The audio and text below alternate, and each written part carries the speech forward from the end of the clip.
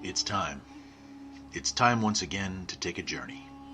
So turn on the lights, pull your chair up, get a little closer to the computer, and get ready, because the journey's about to begin. You turn your radio on, and there it is, a faint station, wafting in and out of the static of the night. A man named Eric, running a show called the Midnight Cafe, calls to you. The conversation seems strange at first, but as you listen, as his voice fades in and out of the static, you realize this is where you were meant to be. This is what you were meant to listen to. We will take a journey that takes us from the normal, well, all the way through to the paranormal and beyond. We'll talk about the knowns and the unknowns and everything in between. And together, perhaps we'll make a little sense out of this crazy world we all live in. Welcome my friends to another episode of the Midnight Cafe. I'm your host Eric, and tonight we go back into the woods. We'll be looking at cryptids around the United States, in the oceans around the world, and maybe we'll take a quick look at the phenomenon known as the missing 411. I hope you'll stick around for the entire show. And of course, tonight is also a big night. We are giving away a Reticus TR508 FM transmitter right after the news. I hope everyone is doing well tonight. I know I am. I see a bunch of folks in here, and I'm glad to have you in here. David G., Alex King, 741, good to see you, brother. Wes P's World, Future Shock, Hank, Scooters 55, Bert Allen. My gosh, it's a whole pile of folks in here. As a matter of fact, let me take a second here. Look at that. Things are already working out well. So, and all it takes. Hey, Jordan B., good to see you, man. Good to see you in for another episode here. So, MHT, hello from West Michigan. Good to see you. Dustin Adams, thank you, my friend. Good to see you. So, look, big night, giving away a radio station. Yeah. And before I move on to anything else, I do want to talk about a couple of things here as far as radio. Future Shock saying the intro music was sick. Thank you, man. Thank you. Season 21 got a new soundtrack. So there you go. That's new. That came up with that one. Radio stations. I want to talk about that because we are going to be giving away one here in a half hour. But I want to talk to you about this. And that is that we are now on, let's see if I can get my hands in there. That many. That many radio stations. We are on 8 radio stations nationwide, and I'm happy to introduce another radio station on the West Coast, actually, in Washington State, and that is 1610, and it goes by The Talker. And he asked me not to say what county he was in or what town he was in because of FCC regulations and stuff. He's maybe not running quite legal power, but he contacted me. And that would be Tim. Tim, thank you very much for joining us. That brings us to 8 stations across the United States that carry the Midnight Cafe on our little Midnight network here. Beautiful, isn't it? Just a community radio network. And hopefully the winner of the radio will make it to number 9. And we'll choose to carry the show, or the reruns anyway. But I hope everyone's doing well tonight. Jordan B., MHT, Dustin Adams, Future Shock, Brian Angel, holy cow, all the way from Louisiana. And New Hampshire and Michigan. Gosh, we're from everywhere. It's been an interesting couple of weeks. There are some things we're not going to talk about tonight. I'll let you guess what those are, and we'll go from there. But I do have some cool stuff in the news that I wanted to talk about. And mostly, this is kind of unusual. Military-related stuff, some interesting technological advances. And I'm going to start with this picture right here, which I want to pull up. And this is news breaking officially, which means this has probably been in production for some time, or at least in pre-production. This is a artist rendition of the military's 6th generation stealth fighter. And so we don't cover a lot of military news here on the Midnight Cafe, but I thought this was worth noting. As you can see from this, the flying wing is pretty much what we're looking at. Obviously a very aerodynamic setup. And the theory goes, and it's not really theory, it's pretty much fact. Every piece of technology that we know that our military is, currently using or working on is usually about one generation actually behind the tech that we have. And you know, Skunk Works, Area 51, those kind of places. This is where these neat toys get built. This is where these ideas come from. And so, really cool to see a rendition, to see an official announcement from the Air Force and from the military here in the United States that they do have some new tech they're going to be unleashing on the world here shortly. And I can't wait to see one of these babies in flight. You know, the what is it, the FA-117, the original stealth fighter, is old. I mean, it is old.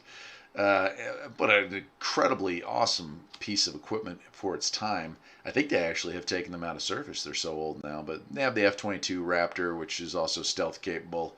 And, you know, but they've had some issues with, what is it, the F-35 having all kinds of issues. So let's hope that whatever this becomes, this sixth generation fighter, that this becomes, you know, the mainstay of our Air Force, our modern Air Force. Certainly looks almost alien, doesn't it, folks? I mean, it's just got a, for those listening on the radio, obviously I'll put these pictures up on the website later on, but wedge-shaped, wing-shaped, and obviously probably completely piloted AI-wise. I'm sure there's a pilot in there, but the pilot controls the computer controls the plane, and that's not new tech. That's technology that the F-117 had. So these vehicles become harder and harder to pilot, so they need all the assistance they can get from AI. Pretty wild, isn't it? Bert Allen, hi from Maine. Good to have you in here. Greetings from Ath, enjoying a river rider. Good to see you. Patrick, sorry you're a little late. No problem, my friend. Hello from Kentucky. Looks like a shark tooth. Yes, you are correct, Jordan B. I would agree with that 100%. That thing, it does look like a shark's tooth, and I bet it bites like one too. So can't wait to see what comes up there. You know, the thing I was wondering, taking a look at this picture, and maybe we could just dwell on this for a moment longer, is payload capacity for, like, you know, you look at the aircraft that I grew up with, and your missile payload, your weapons payload hung off the bottom of those planes. But that would make it then visible to radar, I would imagine. So these have to be able to hide their payload internally in the fuselage, and so I'm sure that limits the payload somewhat, but pretty darn cool. Pretty cool. Let me take one look here. I'm going to move on to the next story. I want to make sure that, yeah, looks like we still got a good stream going. Got about 22 people in here. That's great to hear. And I'm glad to see. Hopefully we get some new folks here with the radio giveaway. Usually every year when we do that tends to kick up the the interest in the Midnight Cafe a little bit, at least for a little while anyway. Dustin, no, we're going to do it probably right around 7. As soon as I'm done with the news, my friend, we'll go to a song, come back, and I'll do the drawing. And so you're right on time, Dustin. Don't worry about that. All right, let me get rid of this picture here and pop that one off. And I want to show you this one. And this one's made the rounds for many years. These are actually somewhat older photographs. And let's see here. I'm gonna ask the peanut gallery. I'm gonna ask the audience. What do you think? What are we looking at here? MHT, did I enter as far as I know? How do I? If you left a comment on that video, MHT, you are entered. And of course it's too late now because we printed it out actually. So here's the process of how this works. I printed out I think there were 416 entries. That's pretty awesome. That's a lot of interest in a radio station. And some of y'all had some really great reason why you wanted to have your own radio station, and I kind of thought that was pretty cool. Obviously, that was not a requirement to get the radio station, but some of y'all had some pretty cool ones, man. So appreciate that. But what we did is we printed those out. My wife sat there with a pair of clippers and clipped them all, clip, and now got a pile here. We went through that. We narrowed it down to about 40 by just stirring the pile and randomly putting about 40 of them right here in the old Farpoint Farms mug. And as soon as the news is over with, we'll be pulling one out. And so I see some of your names are on there. I remember Mr. Servin, Chris, your name was definitely in that list there somewhere. Several of you. So anyway, Alex King saying, saw that in person. Bert Allen's commenting it's a UFO. Jordan B's got it right. It's an infrared photo of a personal pepperoni pizza slice, no doubt. No. Future Sock saying the stream is dropping. I hope not, guys. Gosh, please don't tell me I'm having issues. Oh, yeah. Oh, man. Tell me I'm not. Yeah, the stream dropped out here, but that's okay. Hopefully it comes back for y'all. Anyway, I'm going to keep rolling because obviously it's recording on my end. So here we go. This is actually a government plane. that they've also. This is the Astral, I think it's the AC3. So this has been something that has flown around down in the, probably around the world, I would say. But I'm glad to hear it. So 741, Michael Root, Chris all chiming in streams, going well. So this is actually a military plane that has been not totally declassified, but this is using some pretty interesting future tech. This does not use jet engines. This is not an airfoil. This uses something different, and so some of this is still classified. But what the military is now willing to admit is that yes, this is a U.S. government plane. And this thing usually just kind of hovers. It kind of hangs in the air. It kind of moves along slowly. Alex, you want to, if you have the ability, you want to type that in, or you could even call. The lines are going to be open tonight for the whole show, because I spent about $300 on upgraded routers and all kinds of good stuff. So that's what I want to see, man. So we will have things opened up tonight. Yeah, hey Timidator, how you doing, man? Good to see you, man. Had to chime in. Well, I appreciate it, man. We're doing a big radio giveaway tonight, so giving away a radio station. Tim, you ever wanted to have your own radio station? I don't think you entered, but if you're welcome. It's too late now to enter, but yeah, maybe for next time. It'll give you inspiration to start your own radio station. Community radio is where it's at, my friend. All this podcast stuff's a fad. It'll never last.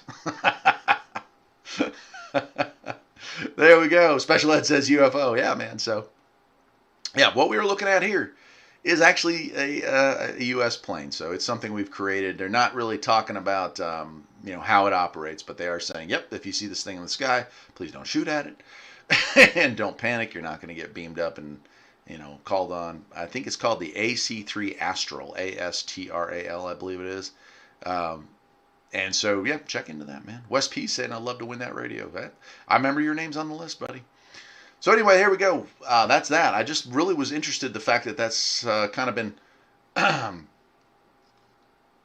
declassified, but admitted to. You know how like the Navy came out and declassified some pretty interesting UFO information too, didn't they? So, they said, well, yeah, we have these off-world vehicles that aren't, anything that's built by any nation here in our world, and we don't know who pilots it or how it's piloted, but they're here, and here are a couple videos, and they let those slip last year over the summer, or this year over the summer, and kind of totally flew under the radar. What a better time to release information that normally would make everyone go, wow, than in the middle of a whole bunch of other major things that make us all go, wow. So they slipped that one in there, and I guess this is part of it. It would not surprise me if 50, 60 years down the road, long after I've passed, unfortunately, that we get to know that the technology used in the this plane, the wing, or whatever you want to call it, the triangle, the flying pepperoni pizza slice, I kind of dig that. So we might find out that this actually does, in fact, have some technology out of some of those off-world crafts, because it tends to operate in a similar maneuver, although nowhere near at the speeds that this is a pretty slow-flying machine, from my understanding. So let's see here, man. West P saying, oh, yeah. Future Shock, wish the FCC would raise the power a little for LPAMs. Yeah, well, so we have, I don't know when the next opening is going to be, but I've actually talked with some lawyers about radio. I think I'd mentioned this two shows ago here, maybe the one before the Halloween episode, but I've tried to buy a station for the last 2 years. I don't care where in the nation it is, but I'm trying to pick up an AM or a low power FM station, because there's no permits allowed. I mean, they don't open up new station findings for, I think it was 2013 was the last time they allowed a station to legally open up on the LPAM or LPFM scale. And then when they do open it up, it's for like schools and nonprofits, churches, things like that. So even if you wanted to run a community radio station, it'd have to be a nonprofit, which makes it even more difficult because the expenses involved in setting up a station and getting all the permits and hiring a lawyer and all that. So it's actually cheaper, I believe, in my part of the world anyway, to try to purchase an existing station and then rebrand it as whatever you want there. So that's been my plan here. Of course, if they ever do open up another window where they're issuing licenses, it'd be ideal for me to try to purchase a license. But in the meantime, I'm working with the Part 15 system, and we're starting this little network. I mean, it's kind of growing, 8 stations. So, Gandhi once said, you got to be the change you wish to see in the world. And I want to see independent news, and I want to see independent radio and I want to see that community radio come back. And so I'm doing my part to be the change that I want to see in this world. I'm starting those stations. I'm helping other people start those stations. And I'm helping make content to put on those stations. So I think that if you ever sit back on the couch or in your chair at night and you think, man, I wish the world was different. I wish it was like this or that. Go get up. Get up right then. Go look in the mirror and point at the guy or gal that actually can make that change happen. So, yeah, that's my rant for that. 556, good to see you in here, man. Future Shock saying part 15. Yeah, 100 milliwatts is nothing. You're right. But, for a lot of hams, Future Shock, the 100 milliwatt limitation is kind of like this great game you get to play where you're like, how do I get the best range out of this? And I get with the AM station I have, which is 100 milliwatt, and I've stuffed it as high up on the roof as I can. I try to keep it as legal as humanly possible with antenna and ground wire lengths and all that stuff. And I can get about a mile and a quarter with that thing. Back in flat area, outside of Raleigh, I was getting close to 2 miles with that Hamilton Rangemaster. So it certainly is possible to do better. FM, I think, is actually a little easier to get better range. It's just easier to set up, period. But your antenna height is obviously more critical, but antenna length is not as critical. So 2 miles is certainly doable with the station that I'll be giving away tonight if you put some effort into it, and I hope whoever wins this thing will. So there you go. All right, let me get off of this picture here, and this is kind of our space news. I don't have anything from Elon this week. SpaceX has been kind of quiet. Elon is sick apparently, or not sure what he has. He's taken a couple tests, and no real results come back on that yet. So he's a little. I don't know, he's gone crazy for a couple days here, but that's okay. Everyone does that sort of stuff. But this is our space news for the week, and that's this. I don't know who this dude is. I didn't have time to get their names written down before the show. I do have like 4 other jobs, right? So anyway, there is a company that is taking 3 astronauts, private astronauts, and that's the big deal. Private astronauts going on a trip to the ISS. So for the first time ever, the ISS will be manned by one person from a space agency. I'm not sure if it's going to be from NASA or from the Russian, Space Force, or I don't know where that astronaut's going to be. But there are going to be 3 independent astronauts, 3 paid private astronauts who will be up on the station, on the ISS, manning the station and doing their own independent work. And I think that's pretty darn cool. Obviously governments have their own purpose, have their own what they want to accomplish, what they want to research. But there are a lot of companies out there probably would love to get their hands on a low gravity system so they could run their own tests. Maybe they have their own ideas. And of course, innovation is bred from those sort of things. So very cool that the International Space Station Consortium, the countries that have all put huge amounts of resources and time into building, is willing to do this. So good for them. And I look forward to seeing how that plays out. I'm not sure exactly when the launch date is. They just said later in 2021. So not sure the exact time, or if they'll be taking SpaceX or Blue Horizons. Who knows what they're going to take up there. But I look forward. It probably has to be SpaceX, or they might go through the Russians. But we'll see. We'll see. But that's kind of a big deal. What do y'all think about that? Do you think private entities entering space is a bigger deal than perhaps another country entering space? Bro Reaver's saying ISS leaking more air than usual. Yeah, I mean, it's getting old and it's probably taking some micrometeor impacts. It's not good. They need to get on top of that. But I have been reading that they think it might be sabotage, and that would be a really terrifying thought. But who knows what's going on there. Alex King said had just got back from Luke Air Force Base last night. It was cool to see everyone out there looking up and freaking out. Yeah. See, Patrick saying, I don't know if they haven't fired any rocket motors in 2 weeks. Yeah, so I don't know. They're kind of doing their thing. Their SpaceX sometimes, I guess, is on the drawing board, and sometimes they're actually testing stuff, so good for them.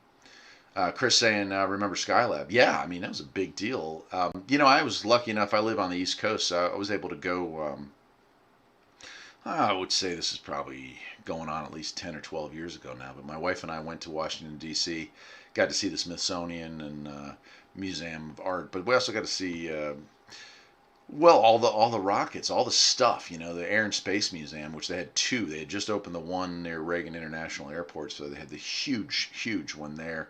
But also in D.C. had the Skylab that they didn't fly, and it was really kind of surprising how much dead space. You take a look at the ISS, and you look at how it's basically a series of well-packed tubes that people kind of fly through to get to point A to point B and do their stuff. And then you look at Skylab. You get to walk in it and walk through it, kind of on a little raised platform. Huge, massive volume of open air inside of that thing, and maybe they were interested in playing with zero gravity as far as the reaction of certain things in zero gravity where they needed that amount of space. But it's pretty wild to me. I remember being very surprised. I'm surprised at that, but also surprised at the sheer size of that single launched Skylab. Like you're talking about the ISS having all these pieces that were put together, and a lot of pieces they put up there, and all the solar panels and everything. But you take a look at Skylab, and it was just literally, hey, let's take a Saturn V and slap this puppy on the tip of it, and put her in space, and they did. And I don't think videos and pictures of that launch really do the size any justice of the Saturn V or of the Skylab. But Skylab was massive for a one-piece chunk, and pretty darn cool. Brian saying, welcome, Brian Angel, by the way. SpaceX launch today was delayed because of weather. That's not good. HNX Media, good to see you in here. Government should not control space. If corporations have the money, they should be able to try as long as they accept the liability. And I think, now I don't know about other countries, but I think that that's pretty much the stance. Well, maybe not 100%, but I think that the United States is definitely interested at this point in these companies that are putting, lots of money and lots of effort into catching up on the space race. We have SpaceX, Blue Horizons. Gosh, there's like 4 or 5 other ones. I'm just, drawing a blank on them right now. But those are the two big ones. Boeing has their, independent space. Although Boeing literally builds rockets for NASA, so it's kind of like you're just doing this with your own money. And your own money is still government money. So, why are we kidding ourselves here? And of course, NASA's still in it. But yeah, I think that's great. But I'll tell you this. Do you think an independent company like SpaceX, which is my favorite by far, just because Elon's kind of a visionary, but do you think SpaceX is going to put $1 billion or $2 billion into a probe to go check out the atmosphere of, one of the satellites around Venus or, Saturn, whatever? They're not, because it's purely scientific, and there's probably not a lot of value, financial value, to be gleaned off of that. So thankfully, we do have the government for flights like that, where there is science to be learned, but not necessarily money to be made. When you have SpaceX, will probably focus on mining of asteroids, of planetary systems in our solar system, and I think that's okay. I don't think that's a problem. People are like, yeah, commercialization of space is not a great thing. I don't know, man. I think it's fine. I'm totally fine with that. Man, go to the moon. Mine all the helium-3 you need to get to wherever else you need to go. Find an asteroid that's literally made out of gold and mine it and crash the entire world economy if you have to. But do it in the pursuit of getting out and getting farther out. So I'm cool with that. Kyler Gilbert, sorry, my man. Good to see you in here. I don't know if I had you on the show before, but glad to have you on board. Was that what I saw last night? I was at a football game and I thought I saw a shooting star. I live in North Georgia. There have been some reports in Raleigh and across the eastern seaboard, but around, it'd be northern Georgia, would be probably in that South Carolina, North Carolina. There were a lot of objects seen burning up in the atmosphere, but they were almost slow-moving burns. So I think what we may have been seeing was a satellite that broke up and was deorbiting itself over our sky, because I got a lot of reports. Actually, I got some emails, and I actually got a message on the BBS about that. So, yeah, I think that's what was going on. Although no confirmed reports. Nobody's chimed in officially on that. Let's see here. Bro Weaver's got an interesting question, and this is going to be our main topic here after we wrap up the news. He's saying, do you think that cryptids have moved to the cities? I think in some cases, yes. I think that the underworld, the tunnels under Nevada, the tunnels, in sewer systems in any major city, or the subway systems in any major city, certainly lend themselves for animals or whatever to hide. And there's plenty of very frightening documentaries on the people that sometimes, people who have pretty significant mental issues that want to, get away from society and choose to live underground. So if they're down there, why wouldn't something else find a way in? Scary things live in caves, and those tunnel systems are some of the largest. They're man-made, but they're still some of the largest caves in existence, right? 741 saying space is expensive. It will be good to see some competition to help lower those costs. Most definitely. And Musk with his reusable rockets, in fact, all of them except for NASA coming up with reusable rocket designs now, they have figured it out. You can thank Elon for that he put the money into making it work, and now that he's made it work, others know, hey, this is an investment and worth doing here. We can use reusable launch pads, reusable launch craft, I should say. So that's going to be a big deal, I think, going forward. Let's see. HNX Media says the funny thing is SpaceX can drop $1 billion and not blink an eye. They'll make it back 100 times. Yeah, but like anything, jeez, man, think of all the big companies that have failed. You still have to take into account, and I'm sure they do, that at some point everything they make will be obsolete. So they have to stay on top of it. I think they are helmed by a visionary, and I think they have nothing to worry about as long as Elon is in control of that company. But I do wonder, just like all the other companies that had visionaries on board, once they get rid of it, they lose their way. I personally hate Apple. I hate Apple products. I hate the company. I hate everything it stands for. But I will say that Steve Jobs was a visionary and ruthless. And when they got rid of him in the 90s, he went on to form Next Computer. That Apple went sideways. They were going to fail. They probably would have failed if they hadn't bought him back up and brought him back on board and bought all his tech and bought all his idea. And what have they come out with since? They're just on autopilot again. They don't have a visionary at the helm. They have a scumbag at the helm, quite frankly, who needs to be brought up on charges, but never will be because he owns half of the internet. So, yeah, there you go. Let's see. Future Shock saying we need to fund space research and exploration like we did in the 60s. Maybe we need another Cold War. So many advancements from that space race. I think we're in the beginning. I think we're in a slow burn Cold War with China right now. They're not part of the gang. So the ISS they're not a part of. A lot of the ideas are returning to the moon and so on and so forth. They have their own ideas and they're going to be doing it independently. And now it seems like even the Russians are not really interested in joining us on these adventures. So the ISS will probably be the end of our international partnership with them, which is a shame because they brought a lot of cool stuff to the table. But yeah, that's the future. But I think we are kind of seeing the beginning phases of a slow Cold War. Because there's not the urgency to destroy one another so much right now, the Cold War can operate and unfold at a slower pace. But supremacy is something that the big three will always continue to work towards. And I predict in the next 100 years, India will enter that game with us and be the big four. There will be another superpower and one to be reckoned with. So that's a prediction that I have just from historical reading. Bro Weaver, ooh boy, you want to get into that kind of a topic. Okay. Anti-mob law in Florida was passed, or they're considering it, are they not? They haven't passed that yet. That would allow citizens to shoot at rioters. My thoughts on that.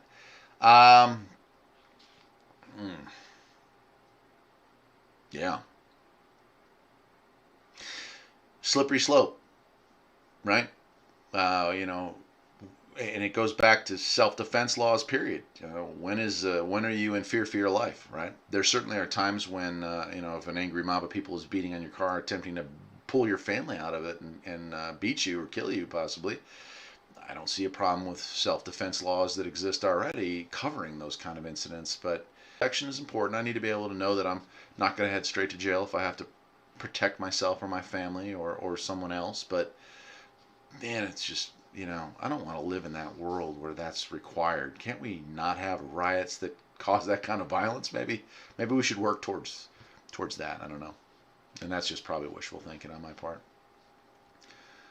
Michael Root, yeah, okay. 741, India is working on plans for their own space station, I think. Yeah, I think India's had some successful launches. They have their own space agency, but I just think like as a powerhouse, as a world power, I think what we're going to see, and to what you're saying, Mr. Root, there is that I think we're going to see a shift away from manufacturing in China no matter who runs the helm of this country. I think the world is kind of waking up to the fact that we've been paying our enemy for so long that maybe little by little we start moving manufacturing to countries that don't hate us quite as much, and so that becomes a little bit more positive for the rest of the world too. Think about all the countries that would be happy to have some American money, in their pockets and could produce stuff just as well. And I think India is a great, democracy, a good partner that would probably work well with us. I don't want to really talk much about, current events like that, but that's my theory on it. That's my hope anyway. Actually, I hope we're able to move our money around a little bit. Shouldn't be pouring all our eggs into one basket, H&X saying Jobs admitted that he stole everything tech-wise from Xerox. Yeah, he was ruthless. Yeah, no doubt. Yeah, and their last sentence covers it. Geniuses and ruthlessness are often, they run hand in hand, right? If you're going to be smart, you're also going to be cold and calculated if you're going to be successful. Most of your type A personalities are willing to put the knife right in your back because they want to get ahead. And, nice people do actually finish last most of the time. Not all the time, but they get taken advantage of if they're too nice. And so, yeah. Calcius saying he's late. No worries, my friend. No worries. Yeah, Future Shock. That's kind of how I feel about that. Okay. Yeah, bro. That is what I'm not going to talk about tonight. I can tell you this. I said this, and I'm going to move on from the news here. We're going to take a break. We're going to have the drawing. I don't want to bring this whole thing down here tonight, but here's this thing, and this is all I'm going to say, because I'm not going to talk about politics or election news here on the channel tonight, because and here's, let me back up even another step. I specifically did not make a show the week of the election or the week after because of I knew it was going to be hot no matter what. I had hoped that by now this would be solved. This would be over. Usually, historically, other than in 2000, in my lifetime anyway, it usually has wrapped up. So here's what I said in 2016. I said in 2016, and this was on Facebook, that no matter who wins the election, and this was before the election came through, that the 2016 election would be the last election where the mainstream media mattered. That was my prediction. And I was wrong. It turns out the 2012 election was the last election where the mainstream media mattered, because we have the internet. We have people who do podcasts, who do radio shows, who do internet shows, who do blogs, who do posts, who have followers, whatever, Instagram, and I don't really follow a lot of that stuff, but so I really felt like the sway was there. So this time before voting happened, I said no matter who wins, this will be the last election where we have faith in our electoral process. And again, I have to come forward and say that I was wrong. It was the last time. And that's all I want to talk about on that, guys. So that's it. I am not taking sides on any of this, so please understand. But I want to have some fun, and we're about to have some fun. So we're going to be talking about, after the commercial or after music here, the commercial breaks are for the stations, and for the music for the rest of y'all, we're going to play a song, and when we come back, we're going to have that drawing right here live. And I hope that you guys are ready for a cool show about cryptids here in North Carolina, in the East Coast, the West Coast, the Southeast, the Northeast, Canada. Who knows? We're going to talk about all of it. I am opening Skype here, too, after the drawing. And if the winner happens to be listening tonight, you're welcome to call in right then and there. But I'm going to open up Skype after the fact when I get back from this break. Love to have your calls. Love to talk. Fun stuff. Look, the world is a terrible place, man. Let's have a good time. This show is all about having a good time. So let me pull up a nice song here. We'll play something cool. I think Dusty Fingers plays good, man.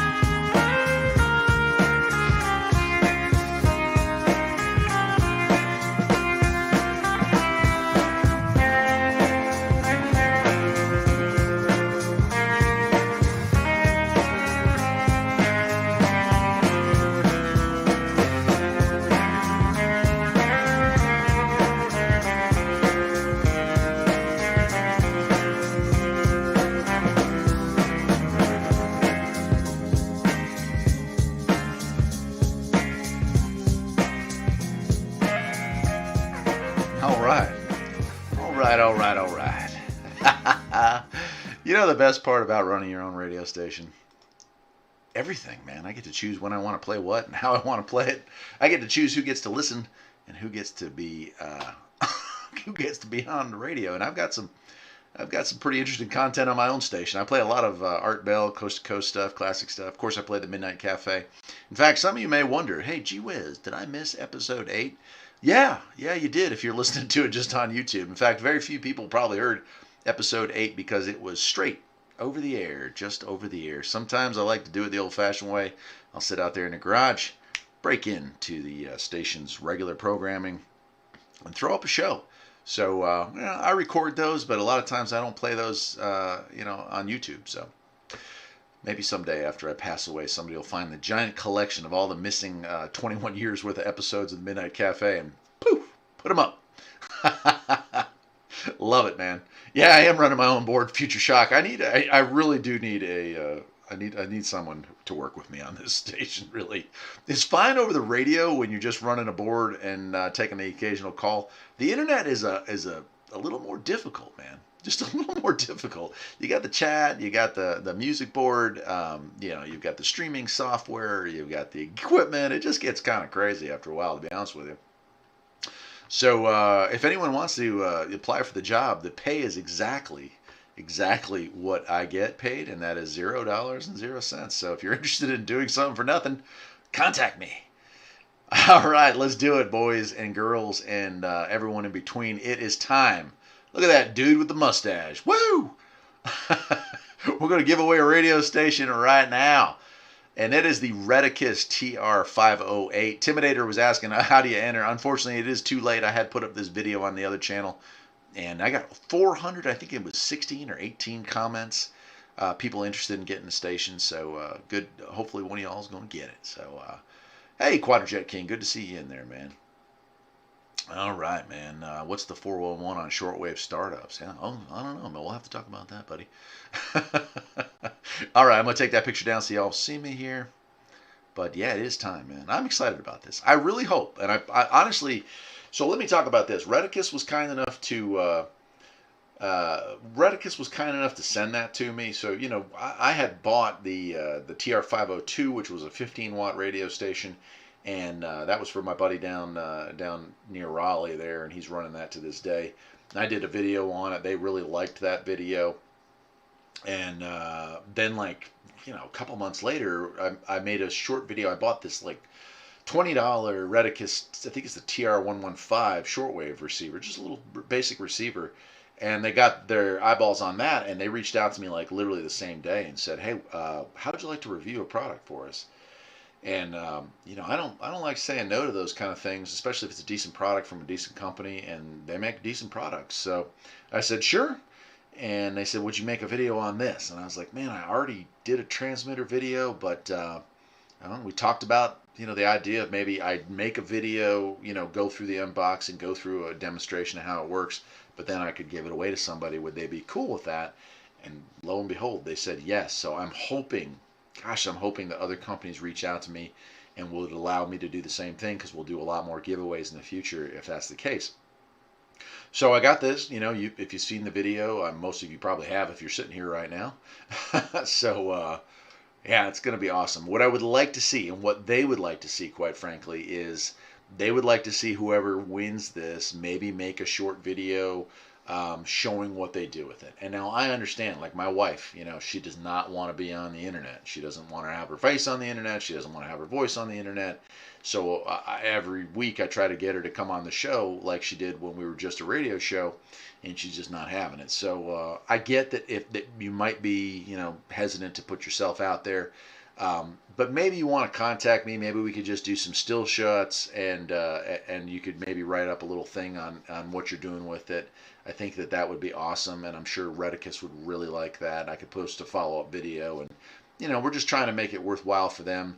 And the good news is, if we can do that, then chances are, if you don't win tonight, well, you probably win someday, because we'll have another opportunity to do that. They've already reached out to me and say if there are other things that I would like to review. So, got it. Future Shock, I'm nearly positive your name was on that list. So, Matthew Shuck says doesn't understand the hate for mustaches these days. Yeah, I don't either, man. But my wife insisted that it go. I had a mustache in '08 when I was in law enforcement, and I got rid of it, and then I haven't seen my face bare since. So I don't know, man. I just felt like 2020 has been such a weird year. I wanted to see what I looked like. I don't know if you noticed, but I'm like really starting to gray out here.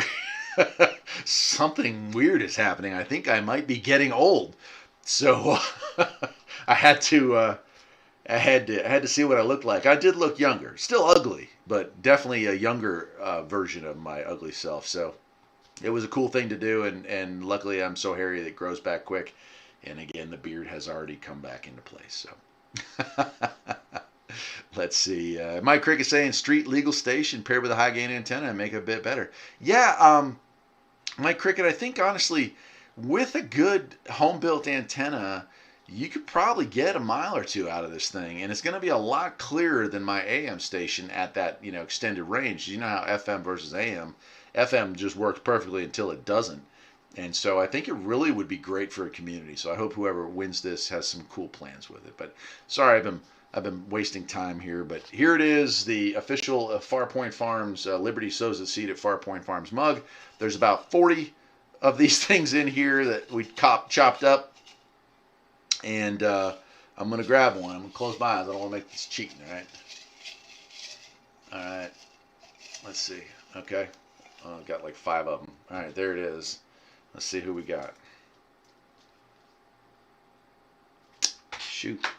I can't read it. Let me see. Keith Walker.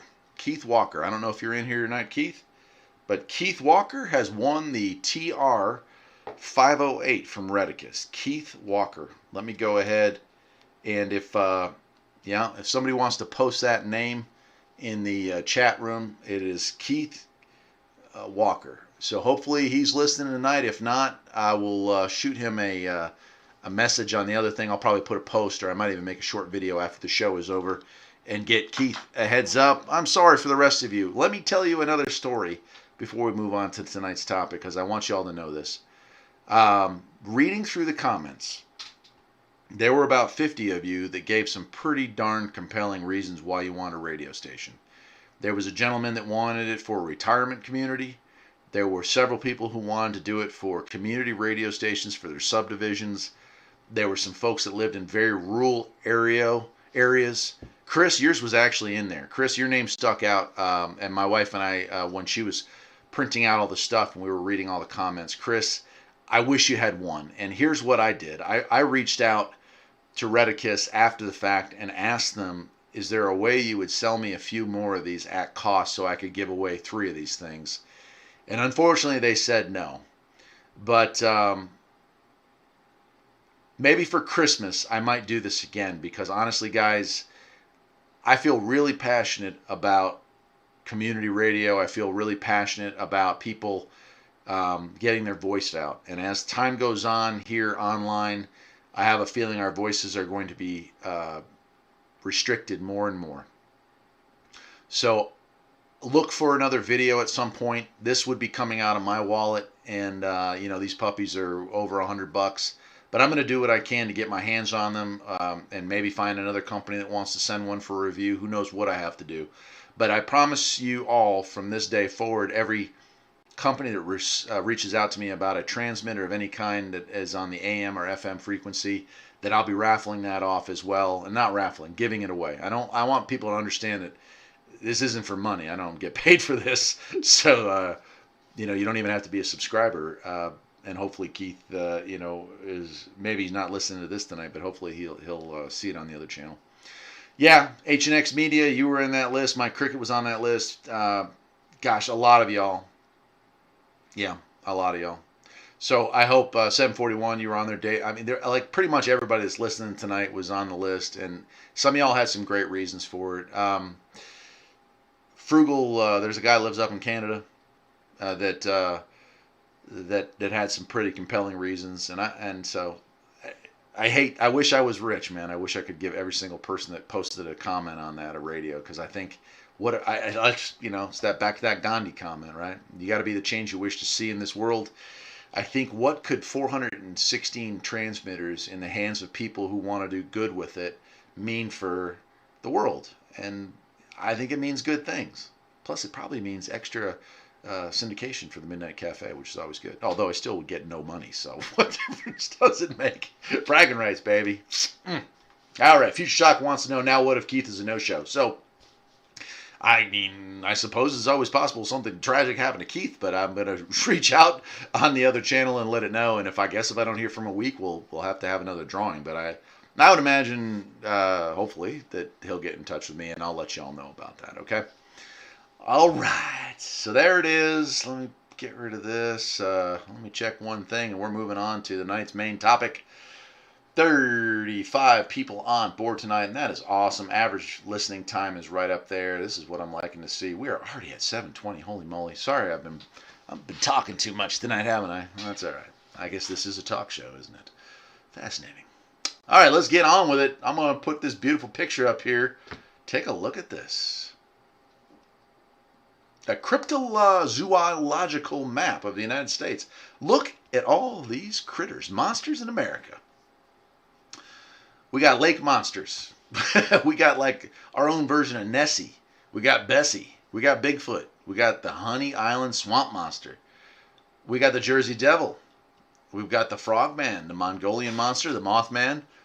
I mean, the list goes on, and I want you all to take a look at these and comment if any of you have any own personal stories about any of these. And before we even get on to the photographs and the conversation, if anybody wants to chime in and call with their own personal stories, it's on Skype, and it is live on the Midnight Cafe. All one word, the Midnight Cafe. You can see it over there in the corner above my head.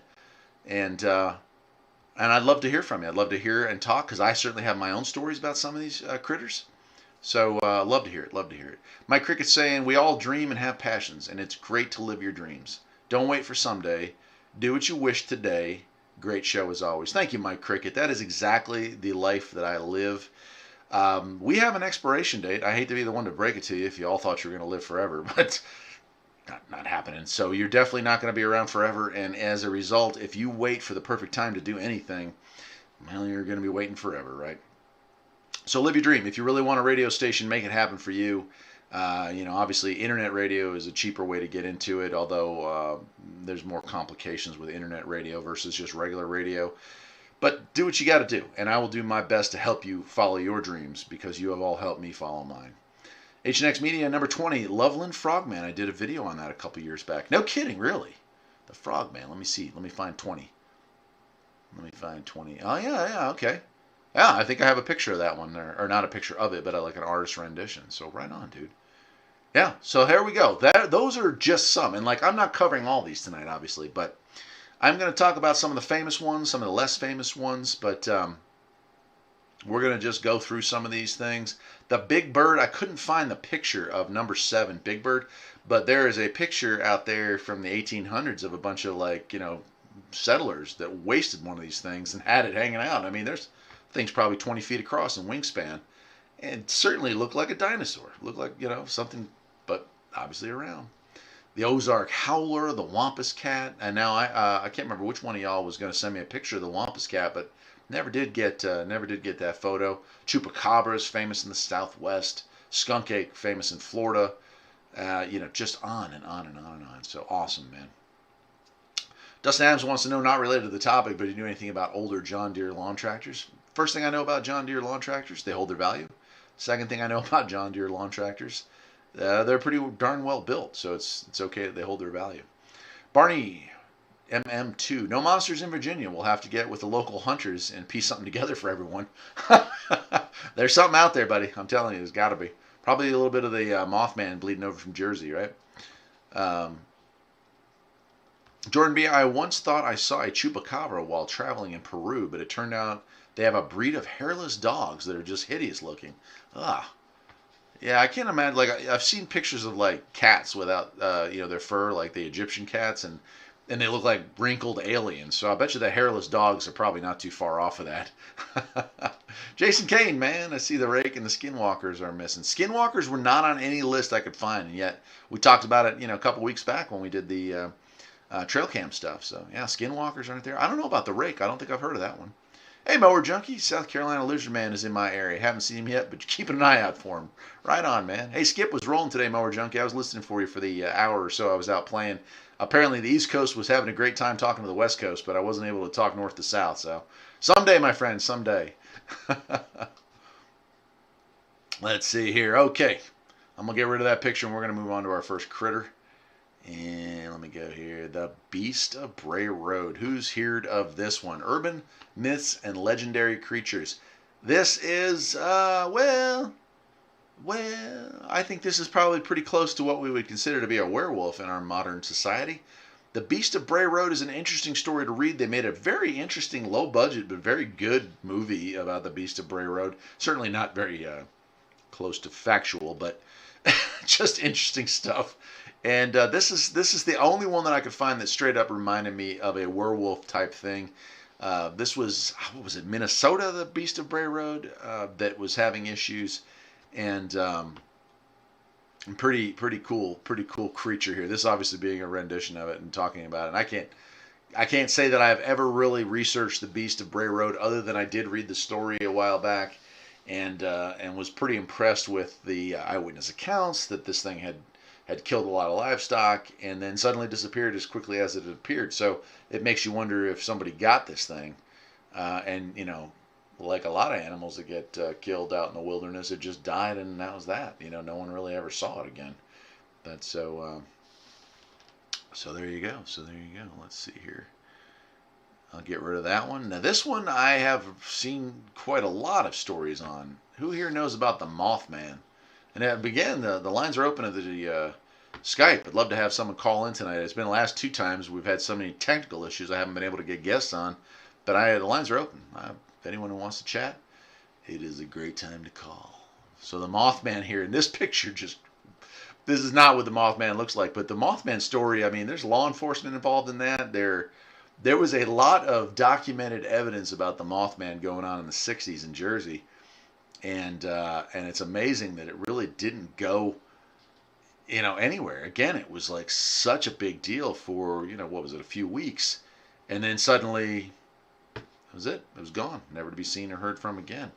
And of course, maybe it's still out there. Maybe it is still scaring people. But I haven't heard anything recently on the Mothman other than, reenactments and movies and such. But the Mothman's an interesting story. If you haven't looked into the Mothman, you really owe it to yourself to check it out. It's pretty darn cool. H&X says he tries to get to the Mothman Festival every year, but he didn't go this year, of course, because of the global catastrophe, no doubt. Future Shock, he's talking about mowers again. Sorry, guys, I'll let you all have your conversation there. The Jersey Devil, yeah. Throw Up's talking about the Jersey Devil, yeah. So I've got some pictures of that too, and I have a couple of these pictures that I roll through here tonight will be stuff that I tell you my own personal stories of, and so there is some pretty scary stuff in the woods at night, no doubt. Jason Kane saying the Mothman movie was actually pretty crazy in a good way. Yeah, I don't know. I've certainly read about it. I think I've seen a couple of reenactments. I don't know that I've seen the actual movie on it, but the Mothman is an interesting story. I mean, the factual story anyway. It does have law enforcement to back it up. No photographs, but eyewitness accounts. When you think about somebody maybe trying to scare a community, you're going to have an isolated thing and then nothing happens, and you never really get any kind of reinforcement from law enforcement. But this was a story that certainly had enough different characters, people who didn't know each other, all reporting similar stuff, that it really makes you wonder, it really makes you think that, that there was something to the Mothman. Now, what it was or where it moved on to, who knows, man. So, very interesting.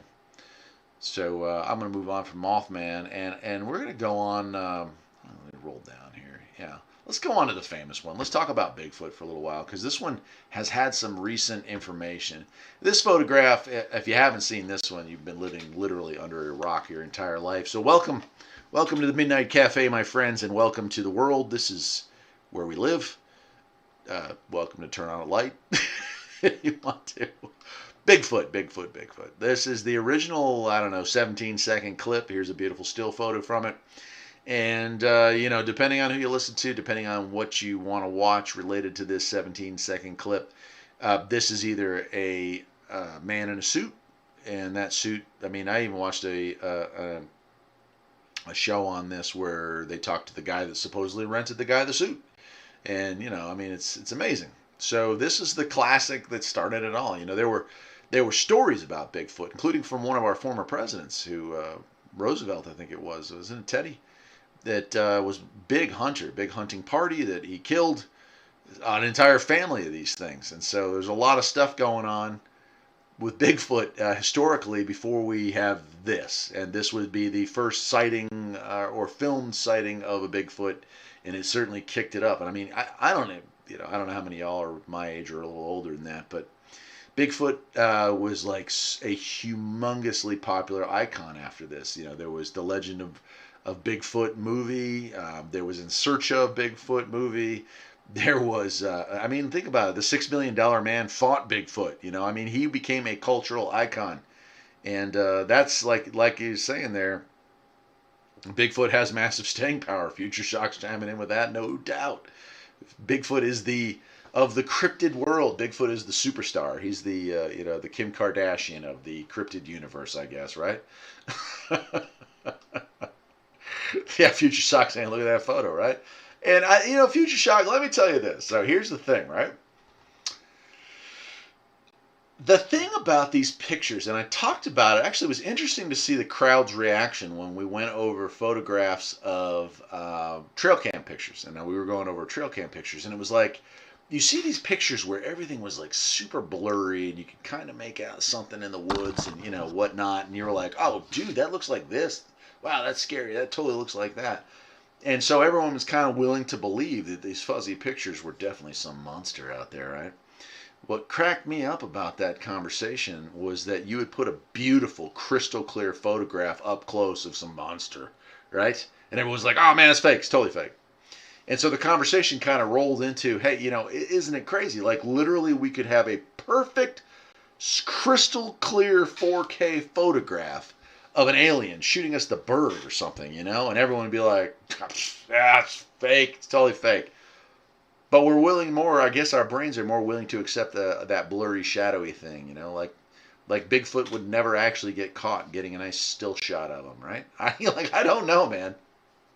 Again, like the conversation that night went kind of nowhere with that. Just it was an observation that I found to be very interesting, that we're more willing to believe that if it was up in the shadows on top of that hill and you could only make out bits and pieces of him, that it was real, than we would seeing him just strolling across there, getting ready to wave to us or whatnot. So I think that's very interesting, and I bet it'll hold true tonight as well. Some of these photos being pretty blurry, kind of fuzzy, and other ones being like, wow, that's crazy. So I enjoy that part of the show. For those listening on the radio, again, these will all be up on the Midnight Cafe page here eventually, but you're missing out on a good show. Play the reruns, please. Chris saying, it looks like his ex-wife. I'm sorry to hear that. And Jordan B saying, the Bigfoot is the OG of social distancing. Yeah. Hey, man, if I lived in the woods, I wouldn't want to be around people either. You all are crazy. Yeah, it was Teddy's. Chris Evans saying, yeah, Teddy Roosevelt. Yeah, great story. If you haven't read that, also look it up. Not a long story, but it's his recounting of a hunting party that was attacked by some of these things. They killed one, and then that night at camp, several of them attacked the camping party, and it was a very interesting story. And, very believable. Obviously, of course, the turn of the last century, that's more possible with that amount of wilderness, that there would be large concentrations of something like this in the woods, right? Jason Kane saying Harry and the Hendersons boosted cheeseburger sales. Yeah, man, I remember that. Harry and the Hendersons, another huge hit based off of Bigfoot. Kelsey is saying Bigfoot is the one I think could be real, or at least they used to be and went extinct. Yeah, so I believe they're still around. I believe their numbers are dwindling every day. But, I can't remember how many hundreds of creatures, how many hundreds of life forms are discovered on Earth every day today, like every single day here in 2020. It's 500 or 600 a day. New species are discovered. So what is there to say that there's not something like this that is a great, maybe it's a chameleon, maybe it's something that just evolved from Homo Neanderthal, right? We're Homo sapiens, and Neanderthal were certainly walking the earth with us at the same time. Maybe this is some kind of an offshoot that evolved in a totally different way, didn't do well, near extinction, but has learned to hide from us because we have eradicated them whenever we can. So these are theories. I have no idea, obviously. Let's see. Timidator says they did tests and they won't tell you. It'll prove that they gave people. Well, you think those are people? Interesting. Future Shock, does Bigfoot ever kill humans? Well, apparently, back with Teddy Roosevelt's story, yes. But I don't think there's been. Well, and let's go this. So there's a reason that I chose to wind just a little bit of the missing 411 into this story. 1,600 people disappeared in national parks in the United States just in the last, 100 years. And most of them are never found. No parts of them are ever found. Is it possible that a cryptid like a Bigfoot is to blame for some of those? We'll never, we don't know. So when you ask, do they kill humans? It certainly is possible. It certainly is possible.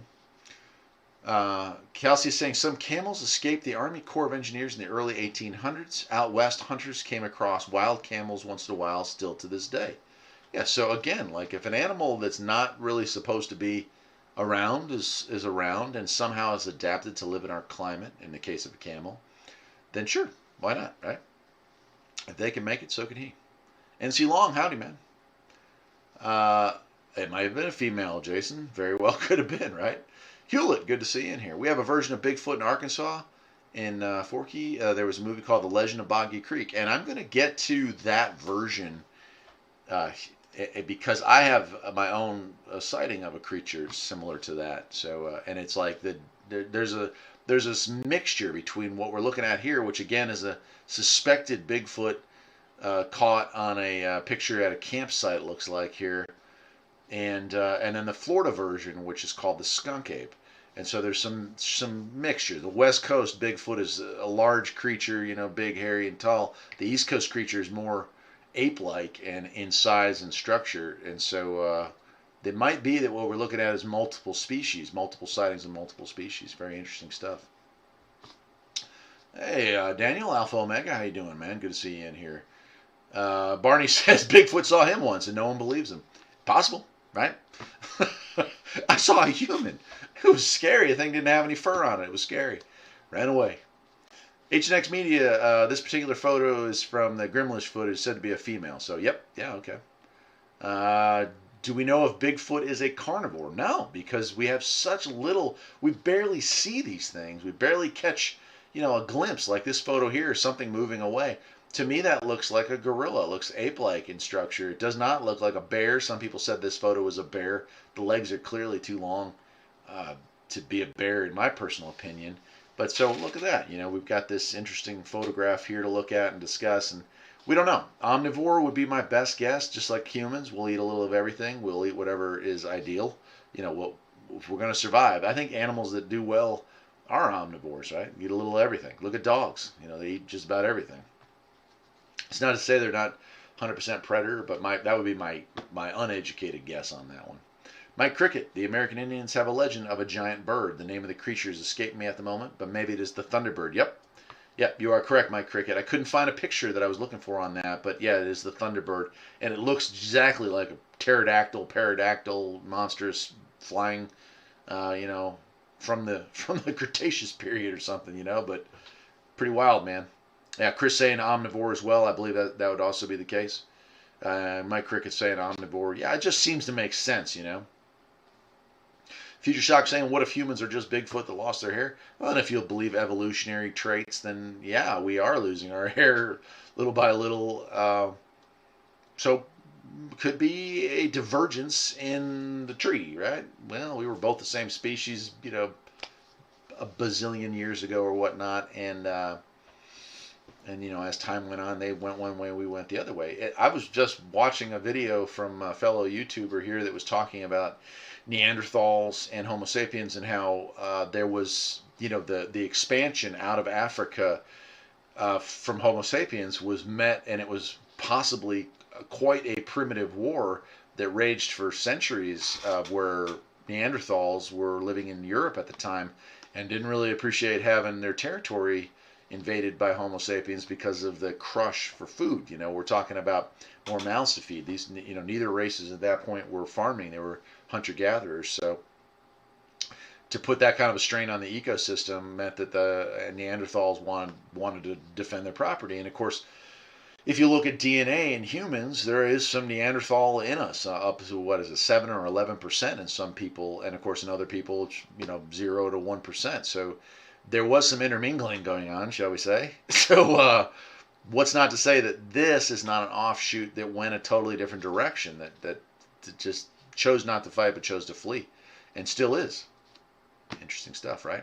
But not something that produces great numbers, so, for whatever reasons. H&X Media saying, before Dave Pilates did the Missing 411 series, he wrote some great books on Sasquatch. Highly recommend the one called The Hoopa Project. I'll be sure to check it out, man.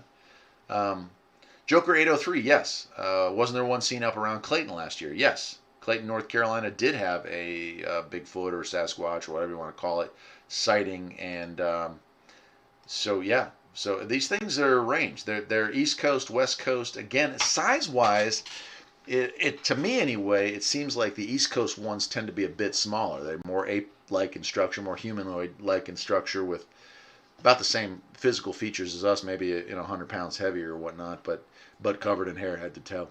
This is an interesting photo. This was a guy who was out hunting and walking to his tree stand and saw that and managed to get out his cell phone and snap a photo. Pretty darn cool photo. Definitely something on its hind legs, and definitely not a bear, I would say anyway. But I almost think that could also, because it appears to have some pretty pointed ears, could be the beast of Bray Road or a cryptid like that as well. It doesn't necessarily have to be a Bigfoot, but that picture there I kind of thought was a very interesting photo. Very non-staged looking, not a clear shot, got some trees in the way, definitely looks like it was kind of just whipped out a camera and took the shot as something was walking away, and if he was smart, he didn't follow it, but then again, sometimes people aren't all that smart. So anyway, there we go with that one. I'll move on to the next one. This one is, no, maybe it's the next one after this. Yeah, this one here is actually off of a traffic camera, and I think this was Minnesota, might have been Michigan. But the video, and you can go on YouTube and search for that, catches this animal going across on 2 feet, running across. This, if off to the right-hand side of your screen there, you'll see the road down below, which is what the camera's actually looking at. And there's just a couple of big pine trees or some kind of tree there. And this thing just kind of hops up the hill, runs across it, man. So interesting, another fully hairy creature now in the far north. So again, the territory of these things, it would appear to be completely nationwide. So very interesting. And the last photo, this one. And this is an infrared shot. And I know y'all are going to be like, wow, that's fake. This actually comes from the FBI. You can look that one up yourself. I'm going to take a sip of water while y'all look at that. What do y'all think of that thing?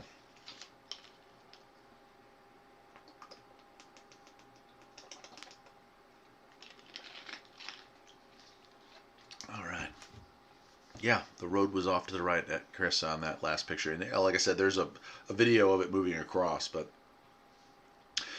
show prep time here, I usually give myself about an hour and a half to, put together a show. You guys can't, some of you might know me a little bit outside of my YouTube life, but you can't imagine how much time I don't have in the day. So to try to put these shows together is usually a mad dash to the finish line. Today, of course, was no different. But I do my best to find some kind of cool photographs to share with you all tonight.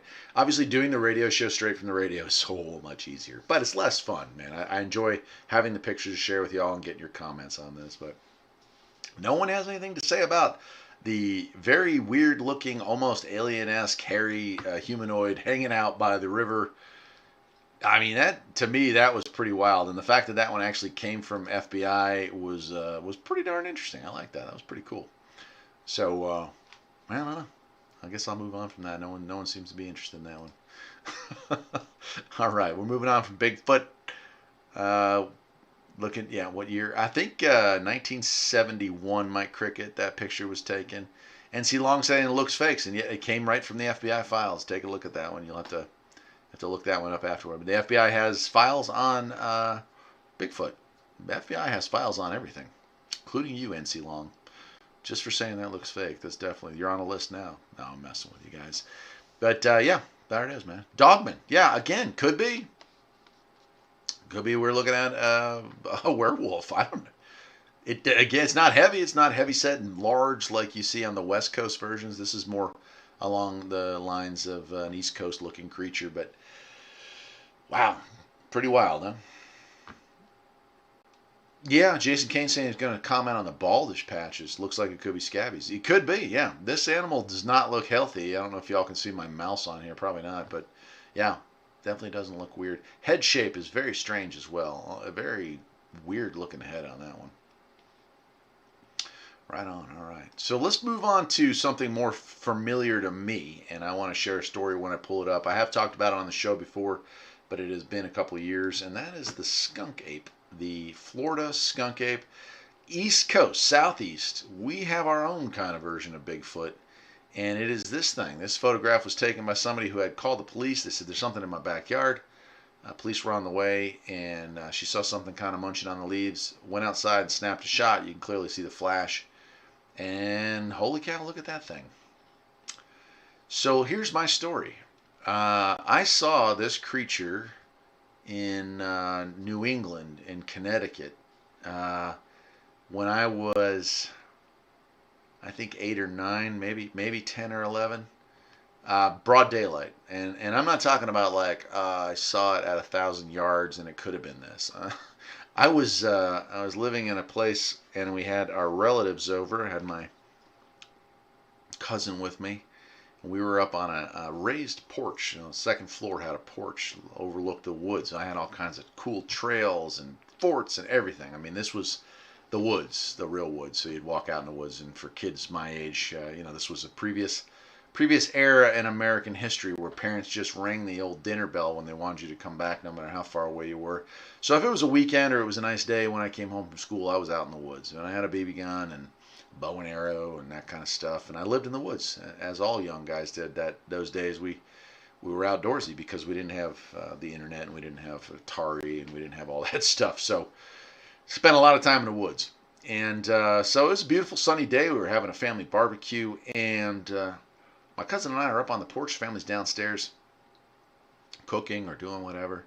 And we hear something. We hear something rustling through the leaves down at the bottom of the trail. You can see the trail as you're looking down. It goes right across the whole property line. It comes from a swampy area, like a real swampy pondy area. It was just overgrown, and went off probably 200 or 300 yards in each direction from our point of view. And then in the other direction, it would have been a huge, huge boulder field. Just big rocks stacked up for a hill, leftovers from the Ice Age. So we're sitting there, and I hear this dragging coming from the swamp side.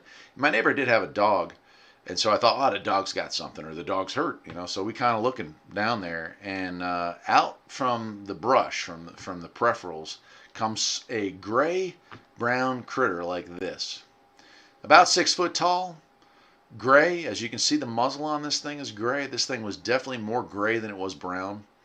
And it was injured. It was dragging a leg. It was on 2 feet, but it was walking with 1 foot and kind of dragging the other foot with it. So it was moving quite unusually. And so I was like, holy cow. And my cousin was like, holy cow. And I mean, this thing was clearer to see than what you're watching right there. That picture doesn't do it any justice.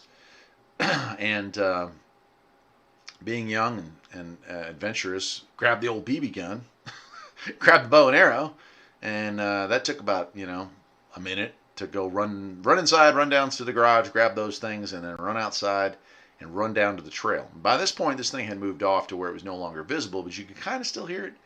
But the trail that I had cut down there, you could see the leaves had been pulled completely away, completely up as this thing was dragging its feet. And so we followed the trail, followed it. Of course, we were a little nervous. Like, it was amazing, the adrenaline rush and the excitement got you there quick into the woods. And then once you were down there and you realized that what you might be coming across, a BB gun and a bow and arrow, probably would not have dealt with, then all of a sudden you kind of get a little nervous. But what we came up to was the rock ledge, those huge boulders, lots of cool caves, and not deep caves, but 10, 15 foot deep caves where these rocks were just stacked on top of each other when the glaciers melted off. Stuff that I had adventured in many, many times before and built forts in, and usually you find snakes or raccoons or whatever in there, but you really wouldn't see anything larger than that normally.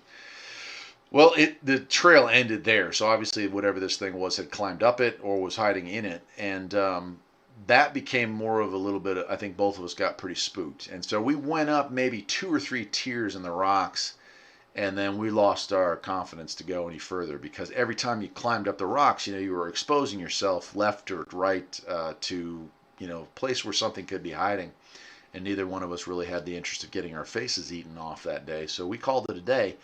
And I only lived at that place for less than a year, but I every time I was out in the woods, I was looking for it again.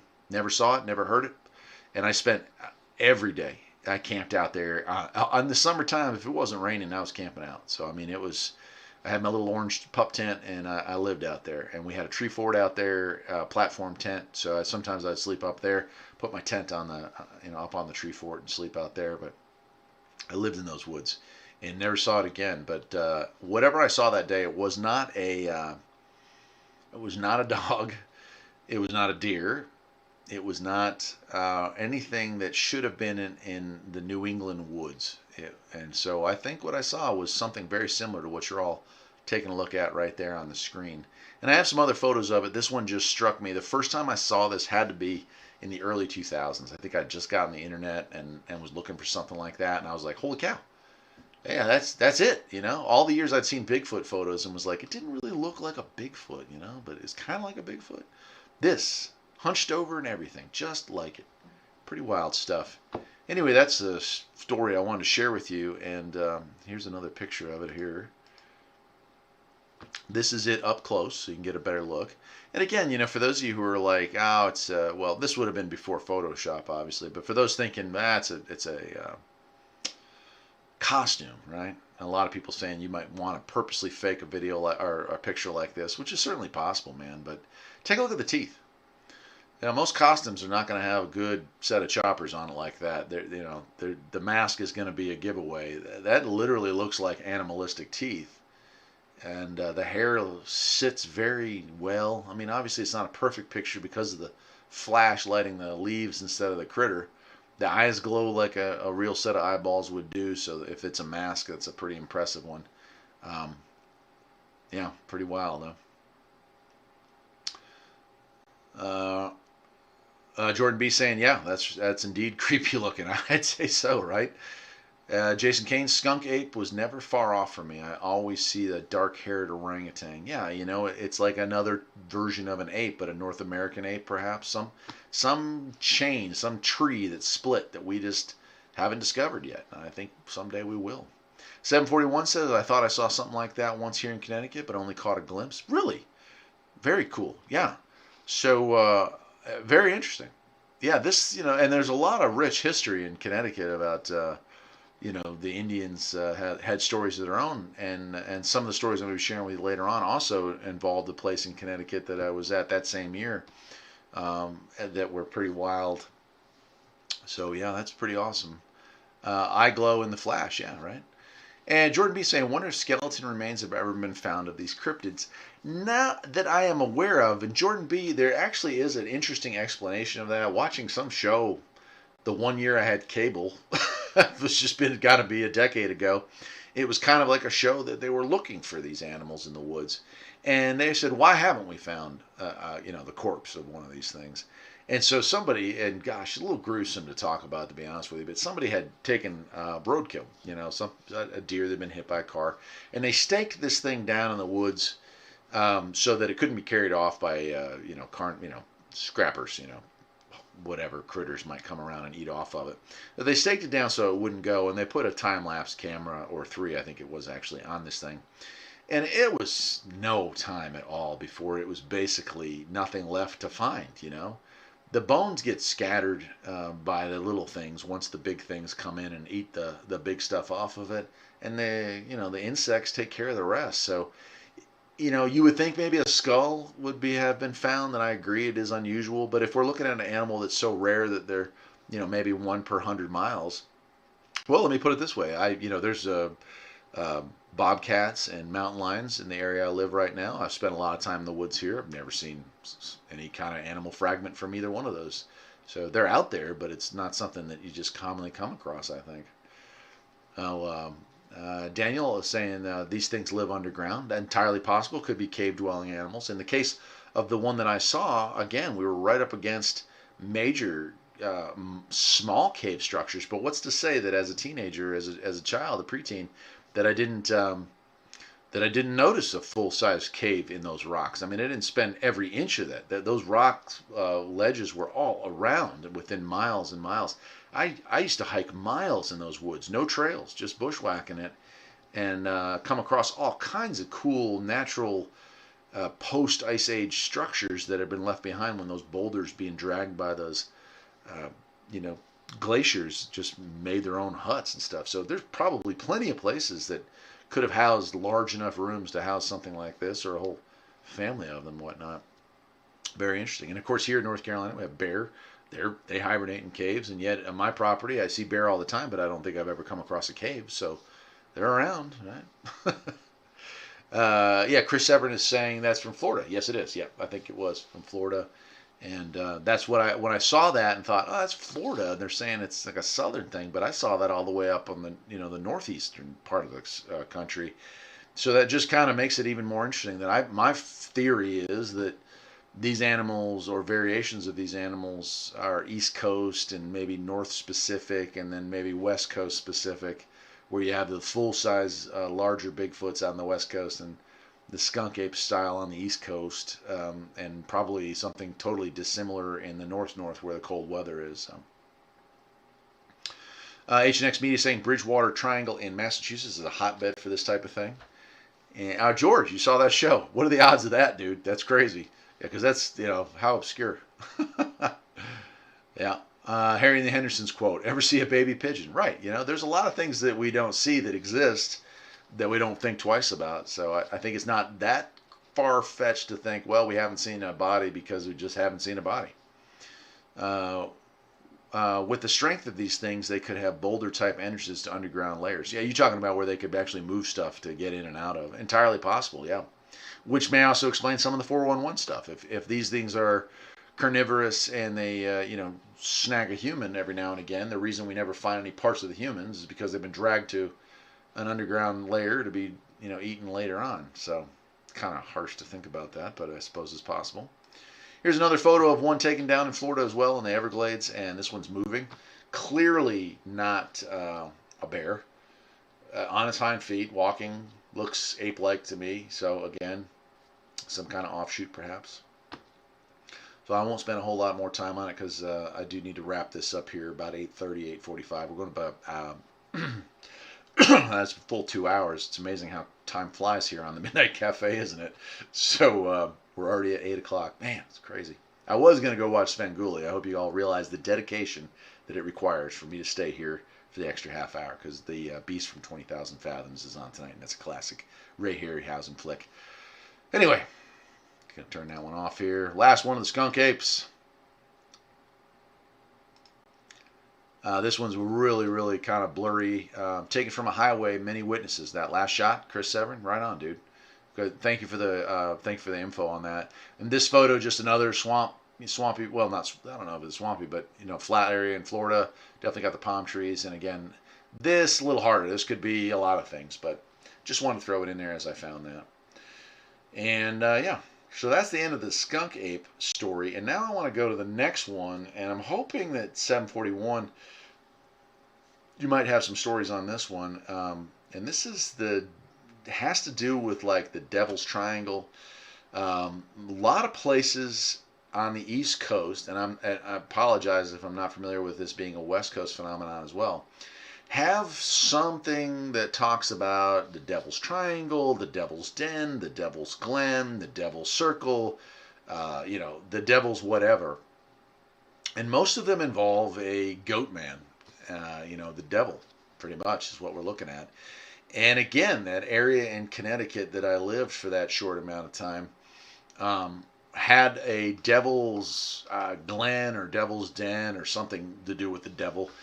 And the story there locally was that in this area, which was a nature preserve, which is interesting as well when we think about the missing 411, that most of these missing cases go from areas that are state or federal parks.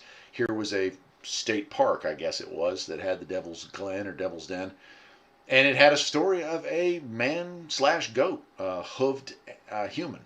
And that was a dangerous thing that killed settlers, that was, ran rampant back in the day. And so the goat man story really stuck with my head as a young man. And I didn't know about this story until after my sighting with the skunk ape. I had, seen that, and I kind of did some research, which back then meant going to the local library. And so I went to the local library and, looked for books. I can remember the female librarian that was there. And gosh, it was such a different era in history. Asked me all kinds of questions and helped me find books on the subject, and talked to me about the history. And when she couldn't think of it, she found microfiche, and we looked up old newspaper articles from when the town was fresh and new, and stories about this stuff. So we spent a whole day. I mean, it was right out of a movie, looking up this stuff. But the goat man, the Devil's Den, the Devil's Glen, the Devil's Triangle, the Devil's Circle. Pretty much everywhere you look in East Coast lore, you're going to see stories that involve the devil and a creature, a horned beast, a hooved animal that is half man and half goat. So I love to hear if any of you have any of your own stories from your locale about this. But I wondered, after doing all this research, if the animal that I saw could possibly have been what would have been referred to as the goat man. Did I see the devil? Or what the people, that settled that area thought was the devil back then. Imaginations can go wild. So maybe somebody saw a creature that didn't fit anything that they had seen before, and they gave it, maybe some extra things that it didn't really actually have. Maybe they imagined the horns, maybe they imagined the hooves. This thing definitely had fur that would remind me of a goat, that kind of scraggly, grayish, hair. So certainly could have been, right? So Barney's saying same here with Sven. Yeah, I understand, Barney. If y'all got to go, you got to go, right? I don't blame you. My show is not that exciting. Chris Severn says the missing 411 mentions that many disappear with ominous names like the Devil Mountain, Peak Pass, etc. Yeah, exactly, right? Locations, yeah. So very, very true, right? These you can't help but wonder, are these names that are given in our historical past here in the United States given by people who had encounters with these things and were like, dude, don't go up on that hill. Don't go up there. There's some crazy goat man up there. It'll rip you to shreds. Or they just knew that bad things happened. Whether it was goat man or not, what was going on up there? What was happening? Here's a rendition of one from a book at the turn of the 19th century. Look at this thing, dude. It's crazy. HNX Media saying many places with the name of Fayetteville or derivatives of have paranormal phenomenon. Fayette happens to derive from the term little fairy. No kidding. I had no idea. Very interesting. Jordan B saying I live at the base of Mount Baldy here in SoCal, and the mountain ridge is called the Devil's Backbone. Yeah, so I would imagine bad stuff happens up there. I bet you some of those missing 411 folks are probably disappeared right there on that hill, right? My Cricket, the Jersey Devil. Pine Barrens are scary as they are without the Jersey Devil, right? Yeah, man. So the Jersey Devil is a it's a thing.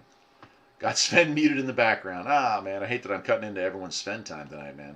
And I should push this show back to 6 o'clock. I try to actually do an hour and a half show. So here's some radio thing stuff that you'll never realize is real.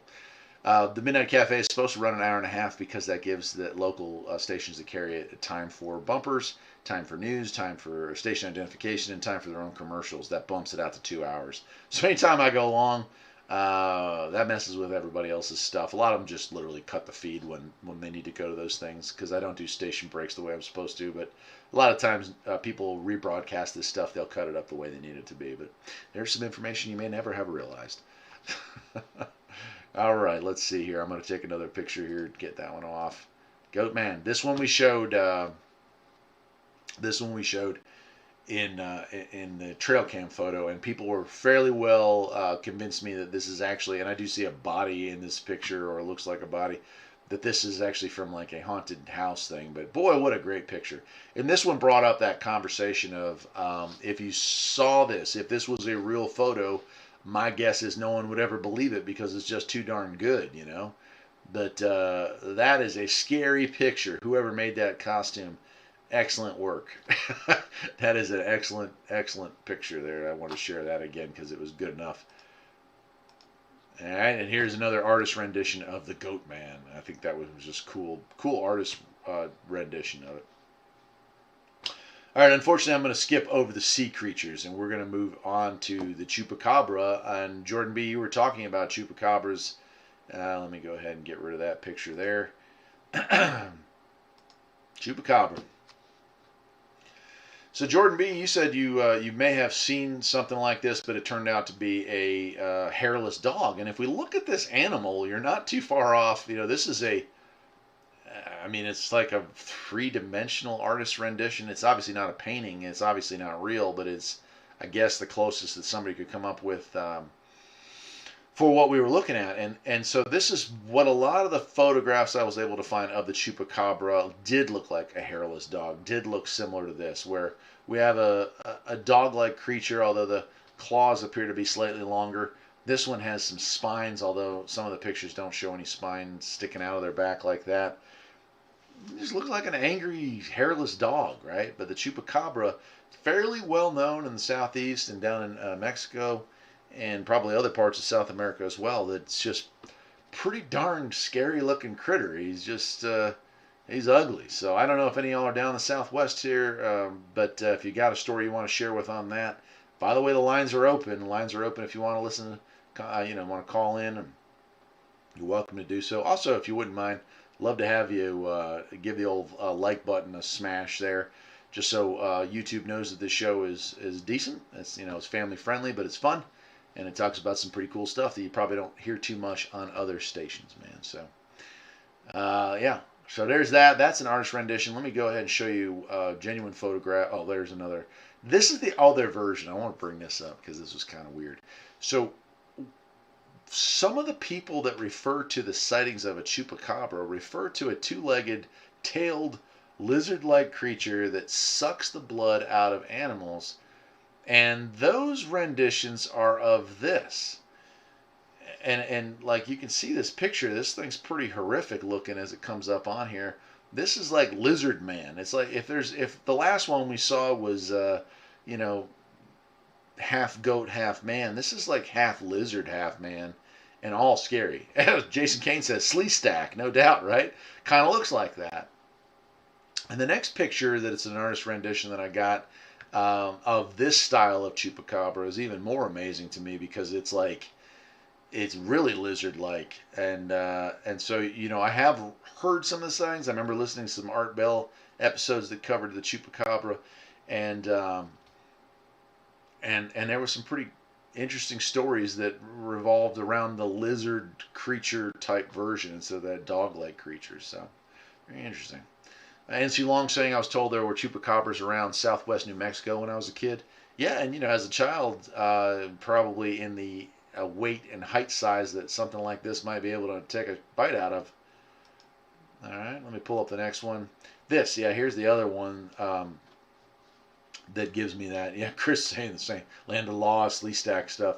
Here's the other photo, or not photo, but artist rendition of the Chupacabra based on what people say they saw. Now look at this thing. What the heck are we looking at? Because this, you look at the skunk ape, you look at Bigfoot, and you think to yourself, okay, that's an offshoot of something that we know. Maybe it's an orangutan, maybe it's an ape, maybe it's an evolved version of a of a humanoid that just split off the family tree, so to say. But this and that last picture, they don't look like anything I've ever come across in nature.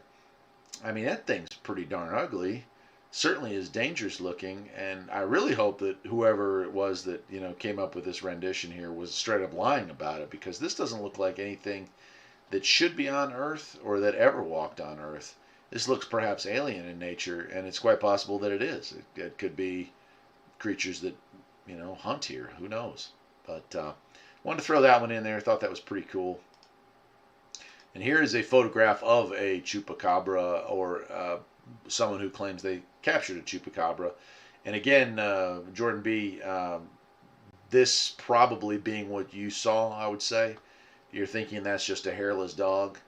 And I don't know what it is. Obviously, it's a good capture. It doesn't look fake, but it is so blurry. It's so hard to say. Are we looking at a hairless dog? Are we looking at maybe a deformed deer or something like that? I mean, there's a lot of things that could be.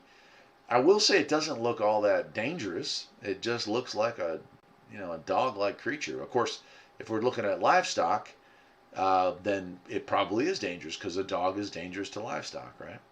Jordan B saying, yep, that's what he saw in Peru. Right on. Okay, so yeah, that's it. So we might be looking at a breed of hairless dogs here, but I did want to throw that in there because it was the only picture of,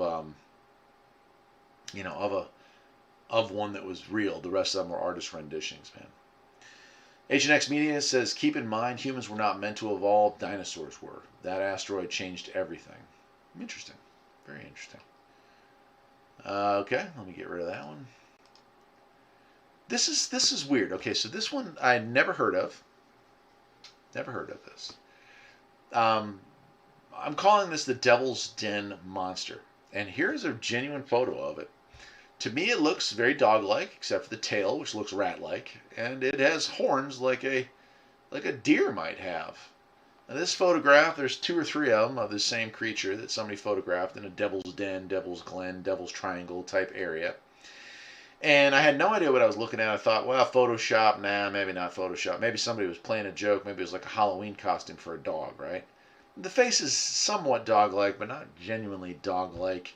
Yeah, a little German Shepherd-esque to it, but the hair is more just straight mutt, I mean, it's just kind of a little everything. An interesting creature. Yeah, jackalope, Chris Evans says. Yeah, right. And there are some animals that have been put together, once stuffed. But this thing here was just cruising around. So let me get rid of that one. I'll show you the next one. Here it is from behind. So again, like if we're looking at a stuffed animal or whatever, this is now moved positions, moved its face. I believe it is a real thing. You can see it. Size-wise, a little hard. You can look at the leaves and get an idea that I would put it at a size somewhat like a mid-sized dog. But this is quite possibly an animal that lives here in the United States that just hasn't ever been documented before. Similar in size to a coyote, possibly just as dangerous as a coyote, smaller than a wolf, I would say. But interesting, huh? Devil's Den Monster is what I came up with. And even more interesting was that I was able to find a reference to it in a book, and I was able to get a artist rendition of what they were talking about this being 100 years ago or 150 years ago. So let me go ahead and pull that. A little more frightening, right? The Ozark Howler. Yep, that's right. Check it out. Here is what I talk about with exaggerations. Like when we talk about the Jersey Devil, we talk about the Devil's Den, that kind of stuff, the half wolf, half man, whatever. A lot of times, especially 100 years ago, when there wasn't a whole lot of interaction with people outside of your clan, so to speak, these stories might have gotten a little embellished. So someone may have seen the critter we just saw, which was kind of like a cute, friendly, half-sized version of a German Shepherd with horns, and said this thing was crazy. It was like a giant, glowing, red-eyed bear with huge horns and massive claws, and it tried to kill me. But luckily I was able to run away. And so we end up with a picture like this, the Jersey Howler. So check that out. Isn't that interesting how we go from that picture there, and I'm going to go back to the original, to this right here. And we very well could be talking about the very same animal, the Ozark Howler. Isn't that interesting, huh? Mike Crick is saying it's funny that creatures are always found or by themselves, never a herd or a pack. Well, and I think that probably helps them stay so isolated from us, so they haven't been discovered, because a solitary creature that hunts privately, that lives a solitary life, like that animal is certainly not an alpha in the food chain, I mean, I can't imagine, unless it's a baby. But that animal probably survives as an omnivore, probably is a opportunist hunter, and I would say the size of that creature, from the looks of the leaves around it, we're looking at an animal that maybe eats, mice and rats and squirrels and chipmunks and stuff like that. Maybe a rabbit, but that does not look like an animal designed to take down deer. And it may have developed those horns as a defensive mechanism because it's not much of a predator. And it is in competition against things like wolves and coyotes and whatnot. And so it needed to have a leg up. But I think that is why. If these things were pack hunters, we'd probably know about them because you'd see a lot more of them because they'd be far more successful. So imagine if you're not a successful hunter and you're just hanging by a thread.